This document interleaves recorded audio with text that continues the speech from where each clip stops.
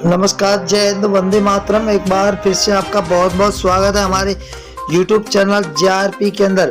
आपको बता दें कि कर्नाटक के अंदर वोटों की गिनती आज से एक दिन बाद गिनती होगी और चुनाव देखा जाए तो 10 मई को विधानसभा के चुनाव थे।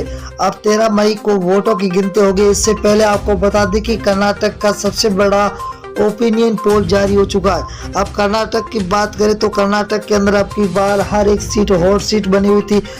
त्रिकोणीय मुकाबला था और त्रिकोणीय मुकाबले के अंदर किस और पार्टी को जीत होती हुई दिखाई दे रही है।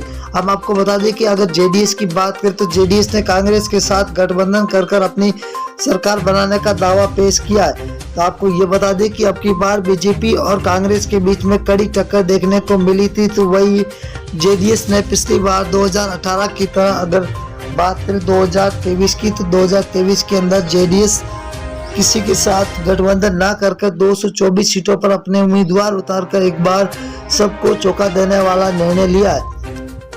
आपको यह भी बता दें कि चुनाव से पहले फलोदी सट्टा बाजार ने सबसे बड़ा सी वोटर ने सबसे बड़ी ओपिनियन पोल जारी कर दिया। अब 224 सीटों की बात करें तो हर एक सीट के बारे में आपको बताएंगे कि अब की बार 13 मई को जब वोटों की गिनती होगी उस समय किसकी बनती हुई नजर आ रही है सरकार, वो सबसे बड़ी अपडेट हम आपके बीच में एक दिन पहले ही लेकर आ चुके हैं। बने रहिए हमारे साथ और वीडियो को आप एंड तक जरूर देखना, सब्सक्राइब जरूर करें चैनल को।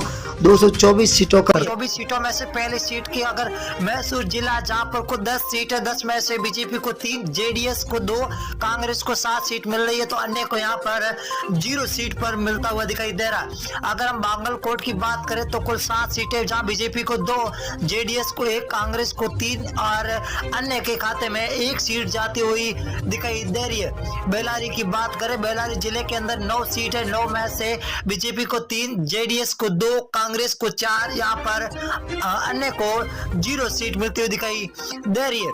अगर हम धारवाड़ की बात करें तो कुल 7 सीट है, 7 में से बीजेपी को 3, जेडीएस को 1, कांग्रेस को 2 सीट, यहाँ पर अन्य का खाता खोलता हुआ दिखाई दे रहा, अन्य को 1 सीट मिलती हुई दिखाई दे रही है। अगर हम कोलार जिले की बात करें तो कुल 5 सीट है, 5 में से बीजेपी को 2, जेडीएस को 0, कांग्रेस यहाँ पर 3 पर है, तो यहाँ पर अन्य को 0 सीट मिलती हुई दिखाई दे रही है।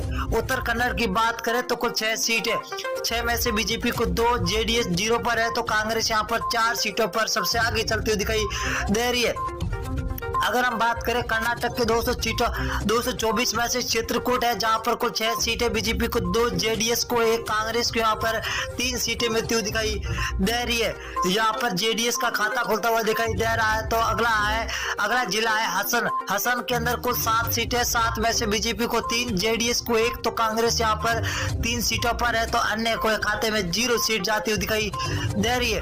अगली विधानसभा है BVM पश्चिमी दक्षिण जहां पर कुल 8 सीटें हैं, 8 में से बीजेपी को 3, जेडीएस 0 पर है, तो कांग्रेस 4 सीट पर, अन्य को खाते में 1 सीट जाती हुई दिखाई दे रही है। BVMP मध्य जहां पर कुल 8 सीटें, 8 में से बीजेपी को 2, जेडीएस को 1, कांग्रेस को 4 सीटें मिलती हुई दिखाई दे रही है। यहाँ पर बीजेपी और कांग्रेस बीच में सीधी टक्कर होती हुई दिखाई दे रही है। अगर हम रायपुर की बात करें तो कुल 7 सीटें, 7 में से बीजेपी को 1, जेडीएस को 1, यहाँ पर कांग्रेस को 5 सीटें मिलती हुई दिखाई दे रही है। कांग्रेस का पलड़ा भारी होता हुआ दिखाई दे रहा है। अगली जिले की बात करें बंगलोर हर्बन है, कुल 7 सीटें, 7 में से बीजेपी को 2, जेडीएस को 1, तो कांग्रेस के खाते में 4 सीटें जाती हुई दिखाई दे रही है, तो अन्य के खाते में 0। तुमकुर के अंदर 10 सीट है, 10 में से बीजेपी को 3, जेडीएस को 2, तो कांग्रेस यहाँ पर 6 सीटों के साथ सबसे आगे सरकार अब की बार बनती हुई दिखाई दे रही है। दामनगेरे की बात करें तो दामनगेरे के अंदर है कुल 8 सीटें, 8 में से बीजेपी को 2, जेडीएस को 2 और कांग्रेस के खाते में 4 सीटें जाती हुई दिखाई दे रही है। अगर बेलगाम की बात करें तो 18 सीटें, ये बहुत ही बड़ी विधानसभा है, कुल 6 सीटें, 6 में 18 है, 18 बीजेपी को 6, जेडीएस को 2 और कांग्रेस को 9 सीट मिल रही है, तो अन्य के खाते में 0 जाती हुई दिखाई दे रही है। BVMP उत्तर इसकी बात करें तो 8 सीटें, कुल 8 में से बीजेपी को 1, जेडीएस को 1, कांग्रेस के खाते में 4, तो अन्य के खाते में 2 सीटें जाती हुई दिखाई दे दे रही है। शिमोगा की बात करें तो कुल 7 सीटें, 7 में से बीजेपी को 2, जेडीएस 0 पर है। तो यहाँ पर कांग्रेस का 5 सीटों के साथ सबसे आगे चलना यहाँ पर बताया जा रहा है। अगली विधानसभा की बात करें तो बीजापुर जिला है, जहां पर कुल 8 सीटें, बीजेपी को 4, जेडीएस को 1, कांग्रेस के खाते में 3 सीटें जा रही है, तो अन्य को 0 सीट मिलती हुई दिखाई दे रही है। अगले जिले की बात करें तो मंडुया है, मंडुया के अंदर है 7 सीटें, 7 में से बीजेपी को 1, जेडीएस को 1, बीच कांग्रेस के खाते में 5 सीटें जाती हुई दिखाई दे रही है। तो कर्नाटक के अंदर है बीजेपी और कांग्रेस के बीच में सीधी टक्कर।